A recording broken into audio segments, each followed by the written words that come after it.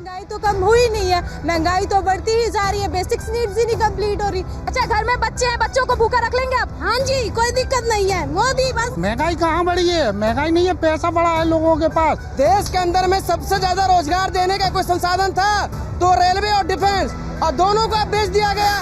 नमस्कार, मिजाज इंडिया का देख रहे हैं आप। आपके साथ मैं हूं चारुल शर्मा। आज के शुरुआत एक कहावत के साथ कि सियासत इस कदर आवाम पर एहसान करती है, पहले आंखें छीन लेती है और फिर चश्मा दान करती है। और आज के वक्त में जो महंगाई हम देख रहे हैं, उसके बाद कुछ राजनीतिक पार्टियों ने तो मानो यह हथकंडा अपना लिया है। पहले एकदम महंगाई करते हैं और उसके बाद थोड़े से पैसों की गिरावट के साथ जनता को दिखाते हैं कि हितैषी हैं। तो चलिए सबसे पहले जनता से जानते हैं कि आज के महंगाई के दौर पर जनता क्या कहती है। क्या कहेंगे आज की महंगाई को? देखिए, जो है महंगाई है, अब जो एक मोदी जी के नाम को टारगेट कर रहे हैं, भाजपा को टारगेट कर रहे हैं, जितनी राज्य सरकारें हैं किसी भी स्टेट में, जितनी भी महाराष्ट्र लगा ले सरकारें हैं, वो कम करती हैं तो क्यों नहीं है? दिल्ली में देख लीजिए, आप वैट कम किया, कोरोना काल में क्या सहूलियत दी। अब एक मोदी जी को टारगेट करके देश का चुनाव प्रधानमंत्री है, जनता ने उनको चुन के भेजा है, आपका मत है, आप उनको सवाल पूछिए, आपका अधिकार है। अब जिसका जो बात है, जिसकी ड्यूटी बनती है, दिल्ली में दिल्ली सरकार जो केजरीवाल जी हैं, वहाँ पे जाके तो बोल देते मैं इतना 1000 रुपये दूंगा। यहाँ पे कितना रोजगार दिया है, दिल्ली में कितना रोजगार दिया है, कितने युवाओं को भर्ती किया है, उस पर कोई बात नहीं करना चाहता। बिल्कुल, यानी सिर्फ मोदी जी को टारगेट नहीं करना है। आप क्या कहेंगे महंगाई पर? सिर्फ मोदी जी को टारगेट नहीं करना है। मैं महंगाई देखिए पहले भी थी और अभी भी है। अब जैसे कि आप देखें, पहले सिलेंडर बिल्कुल लोगों को मिलते नहीं थे, लोगों को लाइन लगानी पड़ती थी सुबह 4 बजे करीब। अब जाके लोग के घर पे डायरेक्ट सिलेंडर आते हैं। तो महंगाई है, लोग क्योंकि अर्निंग भी है थोड़ी बहुत, लेकिन टारगेट करना खाली बीजेपी को सही नहीं है। बिल्कुल, यानी सिर्फ बीजेपी को टारगेट करना जरूरी नहीं है। जी आप बताइए। देखो, देश में 2 ही आदमी बेरोजगार है, एक तो जेब काटने वाला, एक पीएम बनने वाला। उसके अलावा कोई बेरोजगार हम तो नहीं है। बेरोजगार जो जेब काटने वाला, आजकल एटीएम हो गया, मोबाइल से सब होता है, टैक्स देते पैसे, तो वो बेरोजगार हुए हैं। और दूसरा पीएम बनने वाला आदमी बेरोजगार है, और कोई बेरोजगार ही नहीं है। कौन बेरोजगार है, क्या कहेंगे? इन भाई को छोड़ के, और एक भाई और बोला था, इन्हें छोड़ के सारे बेरोजगार है। सिर्फ पैसा इनके पास है, क्योंकि इनकी जो है ना डायरेक्ट अंबानी से, अडानी से बातचीत है। पूरा हिंदुस्तान आज बेरोजगारी से, भूख से, भूखमरी से, रोजगार से आदमी इतना परेशान है कि बेहद ज्यादा। 2 वक्त की रोटी नहीं मिल रही है, बच्चे पढ़ा नहीं पा रहा है, गैस भरवा नहीं पा रहा है। ये सरकार क्या कर रही है? ये सरकार का वक्त आ चुका है, वक्त बहुत ज्यादा खराब चल रहा है अब इस सरकार का, मौजूदा सरकार का। हाँ, मैं एक बात कहना चाहता हूँ, ये सरकार अब विपक्ष में आ जाए, बहुत अच्छा काम करती है विपक्ष में। पक्ष चलाना इनके बस की बात नहीं है, ये देश को बर्बाद कर देंगे बेरोजगारी से, महंगाई से। मैडम, 2012 का इन लोगों को बयान देख लेना चाहिए। उस टाइम के मौजूदा मुख्यमंत्री गुजरात के, वो कहते थे सेंटर कम करे तब जाके मित्रों राज्य का कम होता है। सेंटर कम करे, उनका ही बयान है। आज वही पलटवार कर रहे हैं। और दूसरी चीज, महंगाई साल भर से चल रही है, महंगाई साल भर से चल रही है। ये मुद्दा नहीं है आज के टाइम में, मुद्दा है ऋषिकेश में वो गुड़िया जिसको मार दिया गया, और खुद बीजेपी का नेता है वो, और मंत्री विधायक है, और बुलडोज कर देता है उस होटल को जहां पे उस गुड़िया का कमरा था, सब कुछ, जहां सबूत मिलते। किस बिना पे आपने बुलडोज करा? किस बिना पे? इसका मतलब है आप उस होटल में गलत काम करते थे। उस गुड़िया को इंसाफ मिलना चाहिए, और गवर्नमेंट ये पास कर देती है जिसके साथ ना इंसाफी हो वो रोड पे आके इंसाफ नहीं मांग सकता। बिल्कुल, देखिए अंकिता को इंसाफ दिलाने के लिए न्यूज इंडिया भी मुहिम चला रहा है, लेकिन यहाँ पर जनता के सवाल है अपने राजनेताओं से। परविंदर जी, आपके पास आना चाहूंगी मैं। प्लीज देखिए, मानिए, पहले जनता से तो जान लिया है, अब एक बार राजनेताओं से जान ले। यहाँ पर जो लोग हैं वो कह रहे हैं कि दिल्ली में भी तो महंगाई है, फिर सिर्फ बीजेपी पर ठीकरा क्यों फोड़े? मैं आपको बताता हूँ, महंगाई, जितने भी लोग हैं सब महंगाई से त्रस्त हैं, लेकिन जो सेंट्रल सरकार है वो महंगाई के ऊपर जो है अपना वो शिकंजा कर सकती है। आप पेट्रोल डीजल की बात छोड़िए, आप दाल चावल की बात करिए, आप सब्जियों की बात करिए। जो जीएसटी है 1.5% डायमंड के ऊपर है, दालों के ऊपर 5%, 7%, 10% जीएसटी है, मेडिक्लेम के ऊपर 18% जीएसटी है। जहाँ तक आप राज्य सरकार की बात करते हैं, राज्य सरकार सिर्फ अपनी एक्साइज ड्यूटी कम कर सकती है, महंगाई नहीं कम कर सकती। जो सिलेंडर 300 रुपये का था, सबसे सब्सिडी के नाम पे आज 1000-1200 रुपए का है। आप देखिए ना, रोटी कपड़ा और मकान बेसिक नीड है गरीब आदमी की। आप गरीब आदमी के बारे में सोचिए। आपने ऑटोमोबाइल इंडस्ट्री को बढ़ाने के लिए सारी गाड़ियां 5-5, 7-7 लाख रुपए महंगी कर दी, उसके साथ 10 साल और 15 साल। मैं आपसे पूछना चाहता हूँ, एक गाड़ी 8 लाख की है, एक गाड़ी 2 करोड़ की है, क्या उसकी लाइफ 10 साल है? नहीं, पेट्रोल की मुझे लगता है जितने लोगों के सबके पास बाइक है, पेट्रोल है, लेकिन पेट्रोल का बेस प्राइस 57 रुपए है। उससे ऊपर राज्य सरकार भी टैक्स लेती है, केंद्र सरकार भी लेती है, लेकिन इस जनता का क्या? ये क्यों उसका भरपाई करेगा? ये क्यों भरपाई करे? देखिए, टैक्स का इशू नहीं है। अगर टैक्स नहीं आएगा ना, सेंट्रल सरकार मत लीजिए, इतना टैक्स मत लीजिए ना, कि भी तो कुछ राहत मिले। आप बेसिक प्राइस कम करिए ना। आप टैक्स, राज्य सरकार ने अपना राज्य चलाना है, टैक्स के बिना कैसे चलाएगा? अगर देश की सरकार, जो पेट्रोल का जो इंटरनेशनल प्राइस 57 रुपए है, यहाँ पे 100 रुपए से ऊपर पेट्रोल जा रहा है, आप उसको कम करिए ना। पहले सवाल ये है कि केंद्र पर ठीकरा फोड़ना है, लेकिन अपने राज्य को नहीं देखना है। चंद्रमोहन जी, सरकार आपकी भी है और महंगाई जिन राज्यों में सबसे ज्यादा है उसमें राजस्थान भी शुमार है, तो क्या सिर्फ केंद्र पर ठीकरा फोड़ना सही है? सरकार हमारी भी और सरकार केंद्र सरकार के अंदर भाजपा की भी है। कांग्रेस की सरकार हुआ करती थी, भाजपा की नेत्री और नेत्रियां सड़क पर उतर जाती थी, प्याज और टमाटर और सिलेंडर गले में डाल लेती थी, आज मुंह बने बैठ रहती हैं।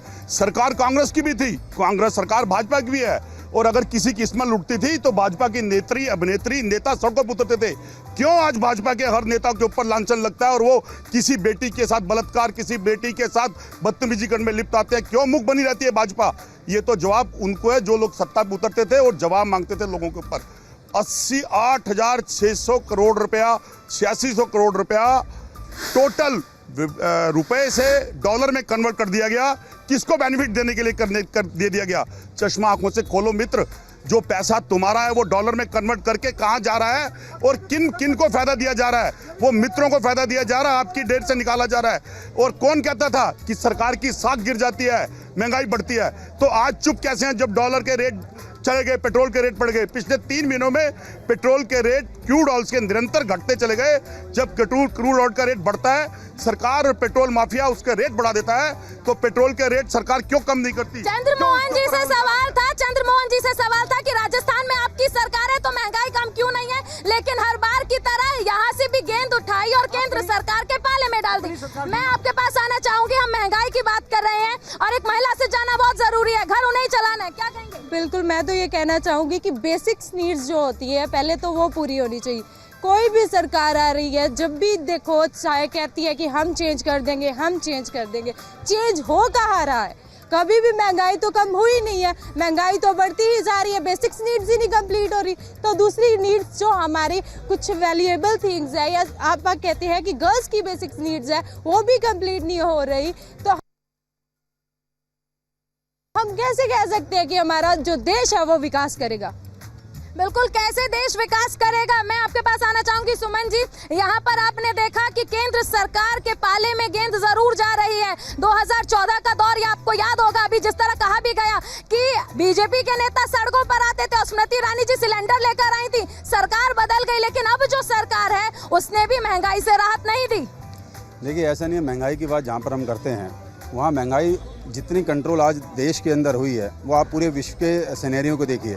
जब से कोरोना आया तो जो हमारा सिस्टम था, जो हमारा सप्लाई चेन थी, वो सारी की सारी प्रभावित हुई है। आज जहाँ अमेरिका के अंदर कभी 0% इन्फ्लेशन रहती थी, हमारे यहाँ तो हमेशा 4 से 5% हमेशा रही है। आज वो वहाँ अमेरिका भी हमसे ज़्यादा आगे इन्फ्लेशन रेट पर पहुँच रहा है, वो उससे जूझ रहा है। हम लोगों ने कहीं ना कहीं माननीय मोदी जी के नेतृत्व में आज इन्फ्लेशन को 7% पर रोका और अब तो 7 से भी डाउन हो रही है। तो महंगाई है, ठीक है, लेकिन महंगाई का कारण केवल ये जो चीज़ें यहाँ पर बताई जा रही है नहीं। अभी मेरे साथी आम आदमी पार्टी वाले कह रहे थे कि भाई यहाँ गाड़ियों की बात है, यानी कि हमें प्रदूषण के लिए कुछ नहीं देखना, हमें ये नहीं देखना कि दिल्ली प्रदूषित हो रही है, कितना प्रदूषित हो रही है। मैंने सुमन जी, मुझे लगता है कि सबसे पहले मैंने क्या कहा था कि सियासत क्या करती है आवाम के साथ, कि पहले आंखें छीन लेती है, फिर चश्मा दान करती है। पहले आप रेट बढ़ा देते हैं, फिर आप कह रहे हैं कि नहीं देखिए ना, हमें अगर हमने पेट्रोल का रेट बढ़ाया है, गाड़ियों का रेट बढ़ाया, तो पोल्यूशन के लिए हमें करना है। सही है, जनता जो यहाँ पर खड़ी है वो ये जानना चाहती है कि महंगाई से कब निजात मिलेगी। देखिए, महंगाई से निजात है, आप सारे पहलुओं को देखिए। आप केवल महंगाई महंगाई चिल्लाएंगे तो महंगाई चिल्लाने से महंगाई कम नहीं होगी। आप देखिए किस समय क्या करने से होगी। बिल्कुल कर रहे हैं, वो क्या कर रहे हैं। पहले मैं आपके पास आऊंगी, आप बताइए, आपको लगता है कि जो किया जा रहा है राजनीतिक पार्टी की ओर से वो काफी है? 2013 में एक बयान था कि ये मनमोहन सरकार 100 दिन करती है।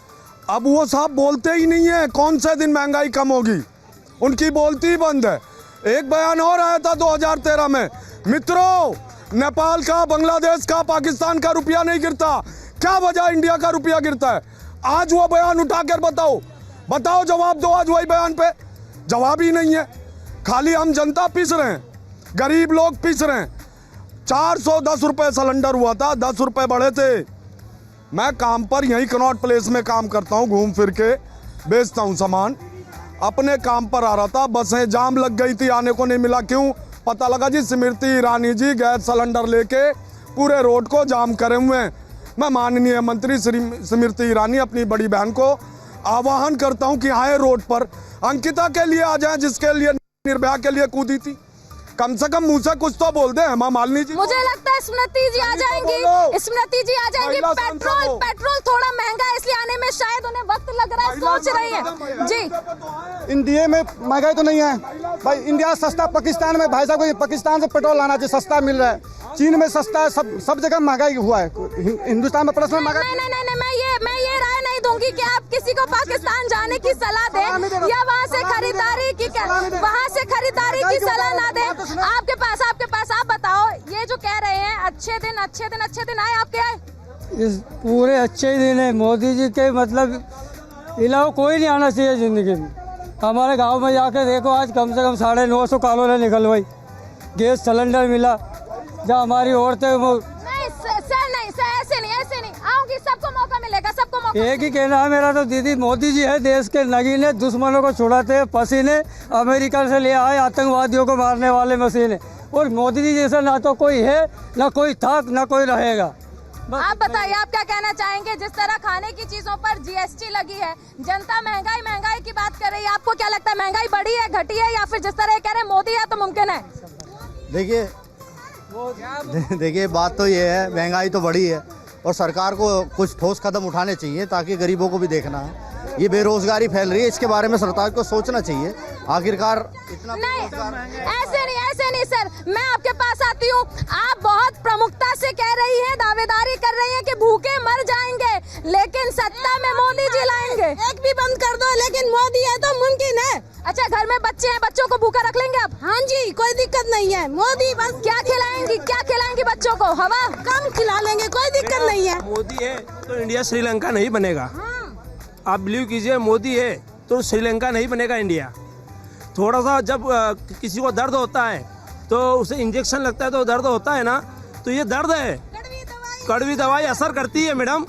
मैं 70 सालों से लूटा गया है, 70 सालों से लूटा गया है, थोड़ा तो दर्द सहन करना पड़ेगा। मैं सेना से रिटायर्ड हूँ और लाल चौक से जो हम कैस्पर गाड़ी के अंदर बुलेट प्रूफ जैकेट से जाते थे ना, आज वही सेना उसी लाल चौक में चाय पी के निकलती खुले, बिल्कुल एकदम।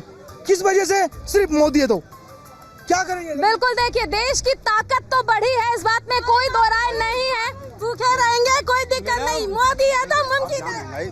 जहाँ महंगाई की बात हो रही है, अभी देखिए कोरोना के बीच में 80 करोड़ लोगों को लगातार 2 साल हमें हमारी माननीय मोदी सरकार ने अन्न दिया। देश की हम बात करें, कश्मीर समस्या की हम बात करें, राम मंदिर की हम बात करें, और इसके अलावा आज विश्व के अंदर पूरा विश्व ये मान रहा है कि भारत आज ताकत बना है तो माननीय मोदी जी के नेतृत्व में बना है। उसके अंदर बहुत सारी हम डेवलपमेंट तो चाहते हैं, हम बहुत अच्छी रोड भी चाहते हैं, हम ये चाहते हैं कि यहाँ हवा पानी भी सुरक्षित रहे, हवा पानी भी साफ रहे, माहौल भी सुरक्षित रहे, सेना भी ठीक रहे, पुलिस भी रहे, उनके पास हथियार भी हों। तो ऐसा कहाँ से आएगा?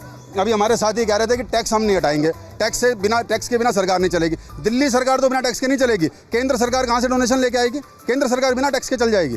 तो जहाँ महंगाई की जहाँ तक बात आती है, महंगाई आप देखिए दर बदर 1947 के बाद से लगातार सिस्टम बढ़ा है, उस अकॉर्डिंगली महंगाई बढ़ी। और आज हम बात करें, आज कांग्रेस की जब सरकार थी तो महंगाई का इन्फ्लेशन रेट डबल डिजिट में था, आज तो बिलो 7 हम कर रहे हैं। और आरबीआई का ये गाइडलाइन है कि अगर 6% ये इन्फ्लेशन रेट होगा तो हम एक संतोषजनक स्थिति में आ जाएंगे। आज महंगाई इतनी नहीं है कि हालात हमारे ख़राब हो जाए। हाँ ठीक है, सहनीय स्थिति में आ गई है और अब हम डेवलपमेंट की तरफ बढ़ रहे हैं, हम नौकरियों की तरफ बढ़ रहे हैं, हम रोजगार देने की तरफ बढ़ रहे हैं। और जैसे जैसे रोजगार बढ़ेगा, डेवलपमेंट बढ़ेगी तो निसंदेह महंगाई अपने आप कम होगी। देखिए सवाल यही है कि जनता ये जानना चाहती है कि जब मोदी जी कहते थे कि रुपए की कीमत क्यों गिर रही है, तो उस पर जनता जानना चाहती है। लौटूंगी आपके पास जी। देखिए, मेरे भाजपा ने मित्र बोला कि हम निरंतर विकास की ओर बढ़ रहे हैं। बिल्कुल विकास की ओर बढ़ रहे हैं। 45 साल के अंदर बेरोजगारी इनके स्ट्रक्चर पे चरम सीमा पे थी और इस साल के महीने में उससे भी ऊपर चली गया है। विकास की तरफ चल रहे हैं। इनके रहते हुए बच्चा पैदा होता है, उस पर जीएसटी देनी पड़ती है। शमशान घाट पे जाओ तो जीएसटी देनी पड़ती है। आटा तेल महंगा, सरसों महंगी, साथ महंगा शमशान घाट का खर्चा महंगा। अब विषय पे आ जाते हैं। विषय क्या है? विषय महंगाई का है। और 2014 से पहले जब सरकार परिवर्तन करने की बात आई थी तो गुजरात से मुखर्ता से एक नेता बाहर आए थे, महंगाई की आवाज करते थे, राष्ट्रवाद की भंडार की बात करते थे। क्या उनके पिछले बयानों को आज के बयानों के साथ नहीं तोलना चाहिए? क्या उस समय की सरकारों के पास इस तरह के इन्फ्लेशन और इस तरह का जवाब देने को नहीं था जो आज के नेता और प्रवक्ता देते हैं? झूठ, झूठ और झूठ। फिर उसके बाद भाजपा के नेताओं के लिए, और मेरी बहन ने बोला मोदी है तो मुमकिन है। बिल्कुल, उन्नाव, लखीमपुर, हाथरस और आगरा और आपका ऋषिकेश, सब कुछ मुमकिन है। भाजपा के नेता हैं, मुमकिन है, क्योंकि मोदी जी हैं। राष्ट्रवाद है, महिलाओं के साथ अत्याचार होगा, बलात्कार होगा, नोएडा के अंदर गाली गलौज देगी एक लुटेरा, एक बदमाश। उसके बाद मोदी है तो मुमकिन है कार्रवाई नहीं होगी। आज ये देखी जाए कि महंगाई है कहाँ। जिसको देखो 5,000, 20,000, 25,000, 30,000 का मोबाइल जेब में डाल के रख रिया, 500 रुपये कमा रिया, 400। अभी एक ऑटो वाले से कह दो इधर जाना है, वो कहेगा नहीं जाना। 10 ऑटो वाले से पूछो, जब एक तैयार होगा इधर जाना है। कहाँ है आदमी? काम नहीं करना चाहता। आज खपरेली मकान कहाँ है? महंगाई कहाँ बढ़ी है? महंगाई नहीं है, पैसा बढ़ा है लोगों के पास, परचेजिंग क्षमता बढ़ गई है। 20 रुपये की बोतल ऐसे खरीदता है आदमी, पानी की बोतल घट करके 500 रुपये कमाने वाला आदमी 500 रुपये की 20 रुपये की बोतल खरीद लेता है। महंगाई इसलिए हुई है, बड़े ध्यान से सुनना आप लोग। मैं बिहार में घूम रहा था, वहाँ एक एयरपोर्ट तैयार हुआ, उस खाली एयरपोर्ट के रनवे पे आया, उड़ के यहाँ आ गया, बजाओ ताली। मैं साउथ में था, एक एम्स बन गया है, मुर्दे गए थे इलाज कराने, जिंदा होके आ गए, दीवारें आज तक नहीं पड़ी, बजाओ ताली। ताली बजवाई गई थी एयरपोर्ट के लिए अभी 4 दिन पहले कि बिहार वालों तुम्हारे लिए ये एयरपोर्ट दिया है, यहाँ से 12 जगह के 12 जिलों के लोगों को सुविधा मिलेगी मुंबई और दिल्ली जाने के लिए। मैं उसके रनवे पे गया, उड़ के यहाँ आ गया, बजाओ ताली। को सिर्फ इतना बताओ, सिलेंडर 400 रुपए का 1100 हुआ, आम आदमी कहाँ मर रहा है? और वो जो अंकल जी बोल रहे थे कि महंगाई कहाँ बढ़ी है, मोदी जी देहात में जाके देखो, मोदी कहाँ तुम्हारे को दिखेगा? आम आदमी कैसे जी रहा है उस पर ध्यान दो। और जीएसटी, जो जीएसटी लगाया तुमने, ये पेट्रोल का जीएसटी में लाओ उनको, फिर पता चलेगा कि महंगाई एक लेवल आएगी। 100 करोड़ की चीजें लाए, 100 करोड़ की चीजें लाए उन्होंने, अच्छे दिन आए। जुमलेबाजों से सरकार नहीं चलती है, जुमलेबाजी से सरकार नहीं चलती है। मैम, ये सर अंकल आए थे, अंकल बोल रहे थे कि लोगों के पास 10,000 के फोन है, 5,000 के फोन है, लोगों से फोन छीन लो। पहले लोगों के पास फोन नहीं थे। अब मुझे आप सवाल ये है कि फोन तो है हमारे पास और रहेंगे, क्योंकि हम मेहनत कर रहे हैं, कंटिन्यू 10-10, 12-12 घंटे काम करते हैं, लेकिन उसका हमें पे आउट क्या मिल रहा है? कितने हमें रिटर्न में दो कि कितनी हमने नौकरियां दी हैं, कितना हमने रोजगार दिया है, क्या कौन से एरिया में कहाँ कॉलेज दिए हैं, क्या एजुकेशन पे क्या काम किया है, हेल्थ पे क्या काम किया है। ये तो बातें करते हैं कि हमने ना लोगों के पास 10,000 के फोन है। भाई फोन हमारे पास पहले भी 30,000 के थे। अभी हमें ये बताओ हमारी रोजगार कितना बढ़ाया आप लोगों ने? देश पूछता है आपसे, बीजेपी वालों, देश पूछता है, बताओ, पूछो इनसे कितना बढ़ा है हमारा रोजगार। हम रोजगार की बात करते हैं, जो भी मेहनती लोग हैं वो कहीं भूखा नहीं मरता। ठीक है यार, महंगाई की बात है, टैक्स लो, टैक्स में कोई दिक्कत नहीं है, जनता दे रही है, लेकिन ये बताओ कि उसमें आप क्या दे रहे हो, जनता को क्या दे रहे हो? हाँ बताओ क्या दे रहे हो? जो भाई ने बात की, अच्छी बात की, इनका अच्छा पर्सन है, जहाँ दे रहे हैं। ये भाई जी जो एक बात कह रहे हैं कि मोदी जी की, एक मैं वही बार बात कह रहा हूँ कि आप एक बात कर रहे हैं, जैसे कांग्रेस के प्रवक्ता कह रहे थे राजस्थान की। देखो मैं इस बात का बहुत शर्मसार, अरे रुक जा यार, सुनो, गवर्नमेंट सत्ता में कौन है? सत्ता में कौन है? अरे सत्ता यार कांग्रेस की बात क्यों करनी है? कांग्रेस की बात यार, मैं इधर आऊंगी, लड़ना नहीं है सर, लड़ना नहीं है, लौटूंगी। जी ये देखो, हम 7,000 रुपए महीने पे काम करते हैं, हम अपने घर का खर्चा चलाएंगे क्या सरकार का खर्चा चलाएंगे? वे सरकार अपने घर पे भर रही है, हम कहाँ से भरेंगे? हम ऑटो से आए, जितने के हमारी दंगली में लग रहा है, भाड़े में उड़ जाता है, कहाँ से खर्चा उठाएंगे अपने घर का? मैडम, मैं एक बात पूछना चाहता हूँ आपसे। जब भी मोदी ने कहा था कोरोना में सभी का किराया माफ है, कब हुआ? सभी ने लिया हमसे, सभी लिया, 101% किराया लिया। और मोदी ने ये बोला था सिलेंडर फ्री में, आटा फ्री में, अभी तक नहीं आया। कभी घर पे आया तो बोलो, एक बार भी घर पे नहीं मेरे आया, एक बार भी। रैली में करोड़ों रुपए खर्चा कर देते हैं। तो देखिए ये सुमन जी आज मैं पूछना चाहता हूँ कि भारत में शिक्षा का स्तर क्या हो गया आज के डेट में।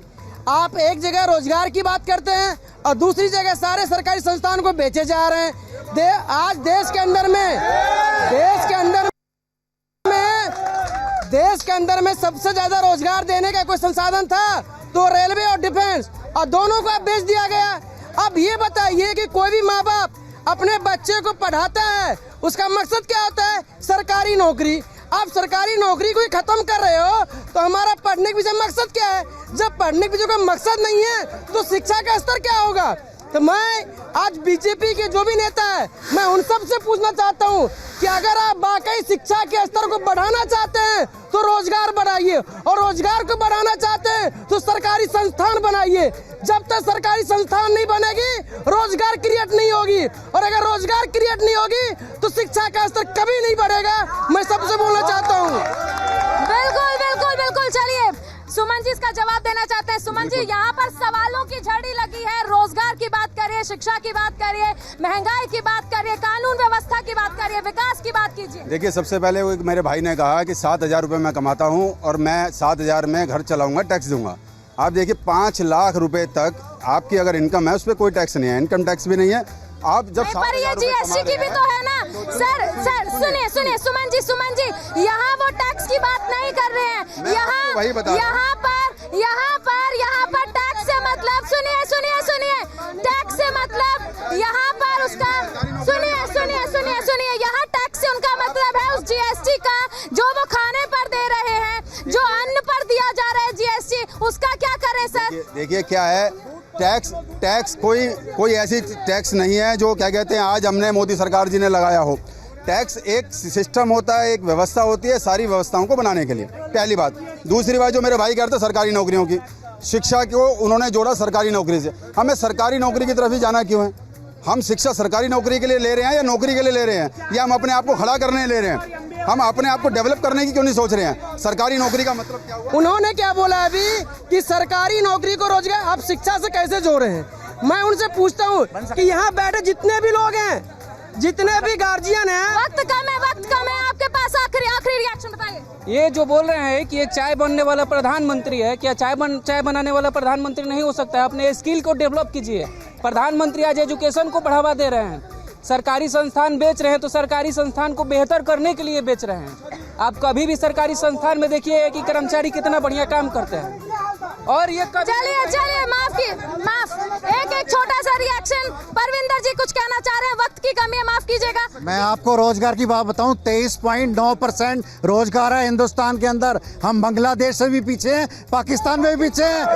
और सुन लीजिए नेवी और वायु में आर्मी ने 4 साल की नौकरी के लिए 6,500 वैकेंसी है, 17.5 लाख एप्लीकेशन है, 17.5 लाख एप्लीकेशन है। और मैं एक और बात अपनी जनता से कहना चाहता हूँ, बड़े ध्यान से सुनना। यथा प्रजा तथा राजा, जैसी प्रजा वैसा राजा। आप अगर अंधभक्त हो गए ना तो हम मानसिक तौर पे पिछड़े हुए हैं। पूरे संसार के अंदर चुनाव सर मिल गया वक्त। जी छोटा सा रिएक्शन, वक्त बहुत कम है। देखिए 2014 से पहले भी मुद्दे वही थे, 2014 के बाद 22 में भी मुद्दे वही है। तब भी देश का नौजवान 15 लाख के सपने देखता था, रोजगार के सपने देखता था, इंफ्रास्ट्रक्चर के सपने देता था। लेकिन सरकार बदल गई, मुद्दे वहीं के वहीं खड़े रहे। सपने पे भी जीएसटी लग गया है। 2 सेकंड का वक्त। मैंने 2 सेकंड मांगा है और 2 सेकंड में अपनी सारी बात कह जाऊंगा। महंगाई अगर जानना है तो उसके लिए आवश्यक है पिता होना, क्योंकि जब आप पिता होगे तो सुबह दूध लेने जाओगे, जब दूध लेने जाओगे तब तुम्हें पता लगेगा कि 5 रुपया थैली पे बढ़ गया। चलिए तो देखिए सवाल कई सारे हैं सर, सवाल कई सारे हैं, लेकिन यहाँ पर आखिर में जो कहा गया कि हम बेरोजगारी की बात कर रहे हैं और रोजगार में हम पाकिस्तान से पीछे हैं, जिस पर हर किसी ने ताली बजाई। तो यहाँ की जनता को हर बात मंजूर है, लेकिन पाकिस्तान से किसी भी तरीके से पीछे रहना मंजूर नहीं है। तो मिजाज इंडिया में आज हमने बात करी थी महंगाई की, और ऐसे ही लगातार कई सारे मुद्दे हम आपके पास लेकर आएंगे। मेरे साथ फिलहाल इतना ही, आप बने रहिए न्यूज़ इंडिया के साथ।